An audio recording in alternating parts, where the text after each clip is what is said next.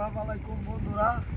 তো দেখতে পাইতেছেন জিগো এক সপ্তাহ পর কাজ করার পর আজকে আমরা প্রস্তুত নিছি ড্রাম বাঁধার জন্য। এখন আমরা ড্রাম বাঁধার জন্য আমাদের সাথে থাকবেন। আর ভিডিওটি ভালো লাগলে অবশ্যই লাইক করবেন আর শেয়ার করবেন আর স্ক্রিনে দেওয়ার নাম্বারগুলি যোগাযোগ করবেন যারা ভালো লাগে। আর আমরা দেখতে পাইতেছেন এখন প্রচুর শীতের জন্য আমরা কামটা আগাইতে পারতেছি না, তাই আমরা অনেক কষ্ট হইতেছে। তাই কষ্ট করার ফলে হলেও আমরা ডাম বাঁধতে হই, অনেক কষ্ট।